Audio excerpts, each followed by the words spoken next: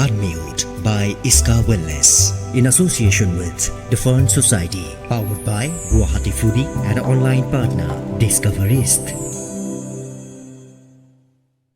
Hello everyone, my name is Alankrita Bhuya. I am a psychologist and a psychotherapist working at Iska Wellness, and today I want to say something on stress related to loss of employment. How does the stress look like? What are the self-limiting beliefs associated with it, and how can a person manage or cope up with such situation? So, jobs are more than just a way of making our living.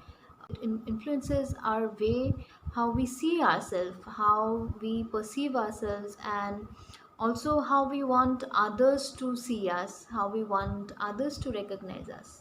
There is a mental crisis due to this COVID 19, and many of us are losing our jobs during this time.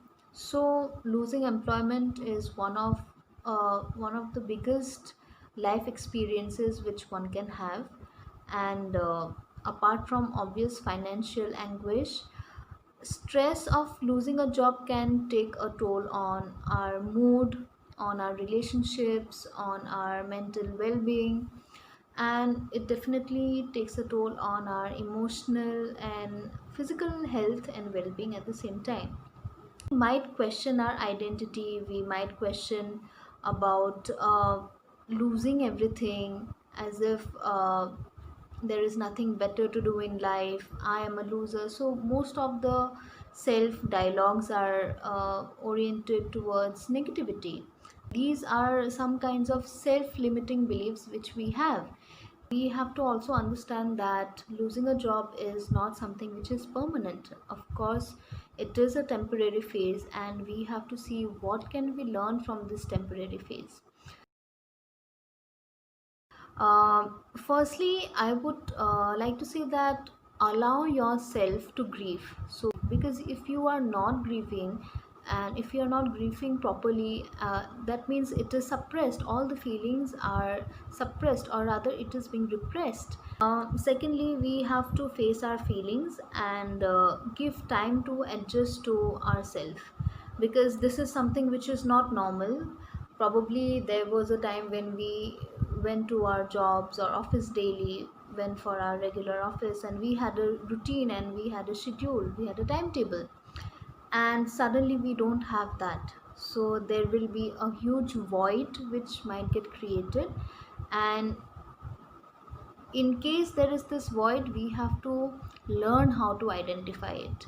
And of course, with that, there are other habits which also builds up, like a very common habit of drinking or eating too much or sleeping too much. So these are different kinds of habit which might get formed consciously or unconsciously.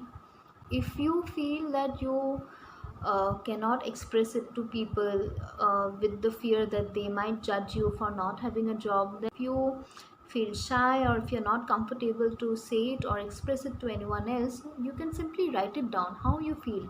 Understanding and acknowledging your feelings are very important. If we are not doing that, then we might just confuse it with something else. And accepting the reality will be much more helpful. If it is always good to reach out for professional help, but at the same time we also have to reach out to our family and friends, uh, for them to understand the state we are going through. Make use of the networks which you had built all this time. So this is a perfect timing for you to build work on your networks that you built. And also you can take rest for some time. You can take rest for some time and then come up with a bang again, probably. Finally, we have to find other ways to define ourselves. So this does not mean that this is the end of our career or anything as such, but rather than having that kind of perception, we have to probably find out what are the other ways through which I can define myself. So yes, this is what you can do, and this is just a temporary phase, and everything will be over, everything will be fine once you stabilize your mind, understand what to do next, and then move on, and then just take the step. So I hope this will be helpful. Thank you so much.